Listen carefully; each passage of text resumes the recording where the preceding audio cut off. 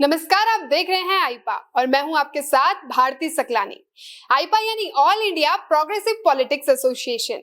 ये एक ऐसा मंच है जहां पर हम बात करते हैं प्रगतिशील राजनीति की।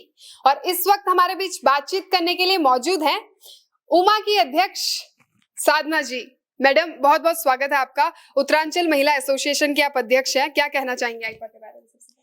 देखिए, वो आज की जैसा माहौल चल रहा है उसमें आईपा बहुत अच्छा काम कर रहा है और ऐसे आईपा जैसे चैनल की बहुत आवश्यकता है, क्योंकि वो एक अलग जगा रहे हैं स्वच्छ राजनीति की। और जो कि आज के जो चुनाव का समय है उसके समय में स्वच्छ राजनीति की बहुत आवश्यकता है और आईपा इसके लिए एक सोने में सुहागा जैसा काम कर रहा है। बहुत बहुत धन्यवाद मैडम। एक चीज और मैं आपसे जानना चाहूंगी। पहला क्वेश्चन मेरा है कि हर राजनीतिक दल खुद को कहता है कि वो लोकतांत्रिक है, लेकिन क्या वाकई में आपको लगता है लोकतांत्रिक जैसा कुछ दिखता है आपको राजनीतिक दलों में आजकल के समय में? देखिए, मैं तो नहीं कहूंगी कि वो लोकतांत्रिक राजनीतिक दल कह रहे हैं, एकदम गलत है, वो गलत है एकदम। क्योंकि वो लोकतांत्रिक नहीं, वो वोट तांत्रिक बन गए हैं। वो वोटों की राजनीति करते हैं। उन्हें ना तो जनता के हितों से मतलब है और ना जनता के लिए कोई उसका मतलब है उनको सहायता का। सिर्फ जो भी वो करते हैं वोटों की राजनीति करते हैं। वोट भी कहाँ, मलिन बस्तियों में जाके उनको वोटों की राजनीति करनी पड़ती है। वो भी उस समय पे करते हैं जब इलेक्शन होता है। जी। उससे पहले तो वो झांकते भी नहीं है। मलिन बस्तियों में कितनी बार वो जाते हैं, कितनी बार उनकी हेल्प के लिए जाके पूछते हैं कि तुमको क्या आवश्यकता है, क्या नहीं जरूरत है। सिर्फ वोट तांत्रिक युग ये बन गया है और लोकतांत्रिक नाम की लोकतंत्र तो खत्म ही हो गया एक तरीके से। इसे मैं कहूँ कि लोकतंत्र तो अब हटा ही देना चाहिए। अब वोट तांत्रिक युग अगर हम इसे कहें तो वही ज्यादा सही रहेगा। वोट की आपने बात की, वोट बैंक की आपने बात की, तो एक होता है असंतुष्ट होकर वोट देना, एक होता है अपने सपनों को पूरा करने के लिए वोट देना। दोनों में खासा फर्क है। जनता क्या करती है, सरकार बदल देती है, लेकिन बावजूद उसके भी सपने जो हैं पूरे नहीं हो पाते हैं। तो इसका जिम्मेदार कौन है? ऑब्वियसली हमारे नेता हैं, जो जगह जगह जाके अपने भाषण देते हैं और समझाते हैं कि हमें ये करेंगे, हम वो करेंगे। हम आप हमें बहकाते हैं एक तरीके से। हम आएंगे तो जैसे आजकल कई पार्टियां ऊपर से आई हैं और वो कह रही हैं कि हम सत्ता में आएंगे तो हम बिजली फ्री देंगे, हम स्कूलों को ये कर देंगे, स्कूलों में फ्री एजुकेशन देंगे, हॉस्पिटल नए बनाएंगे। उस टाइम तो ये लोग बहुत बड़े बड़े दावे करते हैं, लेकिन बाद में क्या होता है, ये दिखाई भी नहीं देते और वही ढाक के तीन पात की तरह काम चलता रहता है। जनता पिसती रहती है, जनता रोती रहती है। उस टाइम कोई सुनने वाला नहीं होता। जहाँ सीट मिली वो मुड़ के कोई देखने वाला नहीं होता और जनता वहीं की वहीं रहती है। इससे तो राष्ट्रपति शासन हो जाए और जनता फिर से एक बार देखे कि अब जो हमारे ब्यूरोक्रेट्स है कैसा काम करते हैं, उस तरह से देख के अगर काम हो तो मेरे ख्याल से ज्यादा अच्छा हो। जी, एक और चीज मैं आपसे जानना चाहूंगी कि आपने बात की नेताओं की, राजनीतिक क्षेत्र की, तो हमारे देश के जो राजनीतिक क्षेत्र है इसमें क्या उचित बदलाव होने चाहिए आपके हिसाब से? देखिए, उचित बदलाव तो मैं सबसे बड़ी कहूंगी कि जो पैराशूट नेता जो हमारे बीच में आ जाते हैं, ये बहुत गलत है। क्योंकि छोटा सा कार्यकर्ता जो बहुत दिनों से बैनर लगा रहा है, दरियां बिछा रहा है, जगह जगह वोट मांगने जा रहा है, वो वहीं का वहीं रह जाता है। उसकी मन की कुंठा क्या होती है उसका उनको कोई मलाल नहीं है। सिर्फ पैराशूट, किसी का बेटा आ जाता है, किसी की बहू आ जाती है, किसी का भाई आ जाता है। तो क्या आप मानती हैं कि बॉलीवुड के जैसे हमारे जो राजनीतिक पॉलिटिकल पार्टीज में भी नेपोटिज्म है? बिल्कुल है, नेपोटिज्म बहुत ज्यादा है, थोड़ा बहुत भी नहीं। जब तो अभी हम अपने ही इसमें देखें उत्तराखंड में कितने की बहुएं आ गई, कितनों की बेटी आ गई, कितनों की भाई आ गए, बेटे आ गए। तो वो तो सभी के लोग देख रहे हैं, मुझे बताने की भी आवश्यकता नहीं है। तो इसलिए आवश्यकता है नेपोटिज्म से ज्यादा जो कार्यकर्ता अच्छा काम करे, एजुकेशन अच्छी है उनकी और वो अच्छा काम करना चाहते हैं और वो उनके अंदर एक जुनून है काम करने का, ऐसे व्यक्ति को आगे लाना चाहिए। वो जो गरीबों का हक भी समझता है, उसको जनता के लिए अपना दर्द भी महसूस करता है, वो तो ऐसे लोगों को आगे आना चाहिए। लेकिन जनता चुनाव कैसे करे? क्योंकि जब भी चुनाव आते हैं तो बड़े बड़े वादे किए जाते हैं पब्लिक को लुभाने के लिए। तो जनता कैसे मतलब अपने चुने प्रत्याशी की हम इसको वोट देंगे, इनके आने के बाद हमारा विकास होगा, या ये धर्म कर्म की राजनीति करते हैं, जाति की राजनीति करते हैं? कैसे जनता जागरूक हो? देखिए, ये तो बड़ा ही मुश्किल क्वेश्चन है, क्योंकि जनता ही नहीं जागरूक होती। जनता क्या करती है, जनता बहकावे में आ जाती है। उस समय पे किसी ने कुछ बांट दिया, किसी ने कुछ बांट दिया और जनता उसी के बहकावे में आ जाती है। मुश्किल ये है कि जो हमारा मिडिल वर्ग है, जो हमारे बुद्धिजीवी वर्ग है, उसको वोट डालने जाना चाहिए। वो वोट डालने नहीं जाता और सिर्फ मलिन बस्ती वाले ही वोट डालने जाते हैं। उनको क्योंकि लालच दिया जाता है, उनको पैसे बांटे जाते हैं, उनको शराब बांटी जाती है, उनको और प्रलोभन बहुत सारे दिए जाते हैं, और वो जो हमारा बुद्धिजीवी वर्ग है वो वोट डालने ही नहीं जाता। तो इसके लिए आवश्यकता ये है कि हम लोग प्रबुद्ध जनों को हम चेताएं, उनको समझाएं कि आप लोग अगर वोट डालने नहीं आएंगे, अच्छे नेता नहीं चुनेंगे, तो आप लोगों के लिए मुश्किल है। अगर आप लोग बाहर नहीं निकलेंगे वोट डालने, वो उनको लाइन में लगने में शर्म आती है, कौन जाके वहां लाइन में लगेगा इन नेताओं के लिए। 21 साल का नौजवान हमारा उत्तराखंड हो चुका है, और यही मैं आपसे एक सवाल करना चाहूंगी इसी बारे में। 21 साल का नौजवान उत्तराखंड हो गया है, 9 नवंबर 2000 को हमें अलग राज्य हमें मिला, लेकिन क्या विकास उस स्तर का हो पाया जिस स्तर के लिए हमने राज्य की जो हमारे आंदोलनकारी हैं उन्होंने अपना लहू बहाया?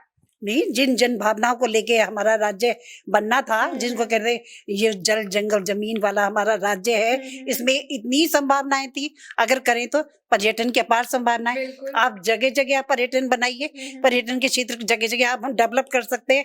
इतनी ब्यूटी इस राज्य में है, आप जगह जगह पे देखिए, घाटशील है, कौसानी है, आप ऐसे जगह जगह पे आप उसको डेवलप करिए पर्यटन क्षेत्र, उसको द वैली ऑफ फ्लावर है। पहले शुरू में जब राज्य बना था तो सारे यही नेता कहते थे कि हम लोग फूलों की खेती करेंगे और राज्य की आय को बढ़ावा देंगे। कहाँ इन्होंने फूलों की खेती करी?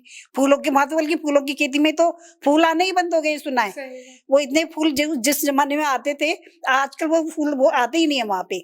तो उस फूलों की खेती को हम बढ़ावा दे सकते थे, पर्यटन क्षेत्र को हम बढ़ावा दे सकते थे, और जगह जगह हम लोग जैसे फिल्म के लिए उन्होंने कराई, ये अच्छी बात है, फिल्म की शूटिंग के लिए उन्होंने ये इस तरह से और भी बहुत सारी चीजें हो सकती थी। लेकिन 21 साल के युवा हमारे उसमें 11 मुख्यमंत्री तो मिले, लेकिन राज्य का कोई विकास नहीं हुआ, खत्म हो गया। इसके पीछे का रीजन क्या मानती हैं आपकी? एनडी तिवारी को अगर हम छोड़ दें तो जब से हमारा उत्तराखंड राज्य बना है, कोई भी मुख्यमंत्री स्थिर नहीं रहा है। अलग अलग समय पर मुख्यमंत्री चेंज हो जाते हैं, इससे कितना नुकसान हम लोगों को होता है, इसके बारे में आप क्या कहना चाहेंगे? देखिए, नुकसान बहुत ज्यादा होता है मुख्यमंत्री बदलने से, क्योंकि हर चीज बदल जाती है। जैसे ही मुख्यमंत्री बदलता है, पूरा जो उनकी वो बनते हैं उनके दायित्वधारी, वो सब बदल जाते हैं, पूरी टीम चेंज हो जाती है। और दायित्वधारी जब सारे चेंज, वो अपनी भावना लेके आते हैं कि अब हम राज्य में ये करेंगे, जैसे खनन का हो गया, महिला का हो गया, बाल विकास हो गया, समाज कल्याण हो गया, उनकी अपनी अपनी भावनाएं हैं कि वो हम समाज के लिए करेंगे, हमें मौका मिला है। तो वो क्या होता है, पूरी टीम चेंज हो जाती है। कुछ तो ऐसे थे जिन्होंने पद ग्रहण भी नहीं करा था, वो बैठ भी नहीं पाए सीट में, वो भी चेंज हो गए। तो अब उससे तो बहुत बड़ा नुकसान है, क्योंकि ना विकास होगा और ना, जब स्थिर ही सरकार नहीं है तो राज्य का विकास तो क्या होगा। तो बहुत तो विडम्बना है बहुत बड़ी, और इतना ज्यादा कि देखिए 21 साल में 11 मुख्यमंत्री देना कितनी शर्मनाक बात है। और ऊपर से फिर जब वो मुख्यमंत्री बदल जाता है, उसका खर्चा अलग, उसको गाड़ी भी दी जाती है, उसको एक अटेंडेंट दिया जाता है, और उसको फिर फोन का खर्चा है, बहुत सारे खर्चे हैं, वो खर्चे और राज्य में भारी पड़ जाते हैं। तो ये तो बहुत बड़ी विडम्बना है। इसके लिए स्थिर सरकार देना इनका जरूरत होनी चाहिए, स्थिर सरकार देनी चाहिए इनको। महिला की आपने बात की, ठीक है, बात चाहे हम उत्तराखंड की बात करें या पूरे देश की बात करें, महिलाएं हर फील्ड में आगे हैं, पुरुषों से कंधे मिलाकर, या मानो कि उनसे भी आगे महिलाएं एक कदम हो गई हैं आज के जमाने में, ठीक है। लेकिन क्यों महिलाओं को राजनीति में एक लीडरशिप नहीं दिया जाता? क्यों उन्हें मुख्यमंत्री का पद नहीं दिया जाता, प्रधानमंत्री का पद नहीं दिया जाता? क्या हमारे देश की महिला इतनी सशक्त नहीं है कि वो देश चला पाए, राज्य चला पाए? नहीं, वो तो इस बार हमने एक बार कॉन्फ्रेंस भी की थी अपने उत्तराखंड महिला एसोसिएशन के, उससे हमने देखा था कि क्यों राजनीति में महिला क्यों नहीं है सफल, सक्सेस। तो उसी में हमने बुलाया था, बहुत सुशीला बलूनी थी, उषा नेगी थी, तो जिनके बल पे राज्य मिला ये। तो उन्होंने कहा कि जब भी हमने कोशिश करी आगे आने की, कोई ना कोई भाई साहब आगे आ जाते हैं और हमें पीछे कर दिया जाता है। तो क्योंकि वही पुरुष मानसिकता, पुरुष मानसिकता आगे नहीं आने देती महिलाओं को। उन्हें लगता है कि जब ये ही आगे आ जाएंगी तो हमारी राजनीति का क्या होगा, नामो निशान खत्म हो जाएगा, और वो हमारी राजनीति का क्या होगा जो हम इतने दिन से कर रहे थे। तो वही पुरुष मानसिकता हमारी महिलाओं को ना आगे नहीं आने देती। और ये राज्य तो महिलाओं के बल पे मिला है, तो इस राज्य में तो 50% से भी ज्यादा महिलाओं को टिकट देनी चाहिए। इनको टिकट नहीं देते, ना दायित्व देते। वो दायित्व सिर्फ नाम काफी होता है, छोटा मोटा विभाग उन्हें दे दिया जाता है और दिया जाता है महिला आयोग, इससे ज्यादा तो कुछ नहीं दिया जाता। कभी फाइनेंस विभाग नहीं दिया गया, कभी जो नहीं दिया गया, समाज कल्याण नहीं दिया गया। तुम क्यों नहीं देते हो भाई? क्यों नहीं तुम प्रदेश का अध्यक्ष महिला को बना सकते? किसी भी पार्टी की महिला अध्यक्ष प्रदेश का अध्यक्ष क्यों नहीं बनी अभी तक? क्योंकि पुरुष मानसिकता है। उन्हें डर लगता है कि ये आगे निकल गई तो हमारा क्या होगा, राज्य में इन महिलाओं को उठा दिया तो हमारा क्या होगा। तो इसलिए पुरुष मानसिकता जो है ये महिलाओं को आगे बढ़ने ही नहीं देती है। अच्छा मैडम, मेरा लास्ट सवाल आपसे ये है कि हमारे लिए रोजगार का मुद्दा ज्यादा जरूरी है या धर्म की राजनीति? रोजगार का मुद्दा ज्यादा जरूरी है। धर्म के नाम पे ये लोग बंटवारा कर रहे हैं। हम जो बात आज तक नहीं आई देश में, जो राज्य में और देश में, उस बात को जन जन तक पहुंचा दिया इन्होंने। ये तो और भी गलत है। हमारा राज्य देश धर्मनिरपेक्ष राज्य है। तुमने पहले क्यों नहीं ऐसी बात करी? जब तुमने संविधान बनवाया था उसी टाइम तुम धर्मनिरपेक्ष राज्य में ऐसी बात को रखते। यहाँ बंटवारे की तुम बात करोगे तो फिर तो लड़ाई दंगे बरसात होंगे ही, जो नहीं होने चाहिए इस देश में। धर्मनिरपेक्ष राज्य है, आप उसी तरह से चलिए। हिंदू मुस्लिम सिख ईसाई सब है भाई भाई, हम आपस में है भाई भाई। दिल कर रहा है मैडम कि इसी तरह से आपसे बातों का सिलसिला जारी रहे, लेकिन टाइम की हमें पाबंदी है। इसलिए लास्ट में मैं आपसे जो हमारी आईपा की मुहिम है इसको आगे बढ़ाने के लिए आप कोई सुझाव देना चाहती हैं? आईपा की मुहिम को मैं यही कहूंगी कि आप हमारे प्रबुद्ध जनों को जरूर चेताएं और जरूर उनको कहें, उनका एक सम्मेलन करवाएं जगह जगह पे, और उन्हें बताएं कि भाई आप वोट डालने जरूर जाइए।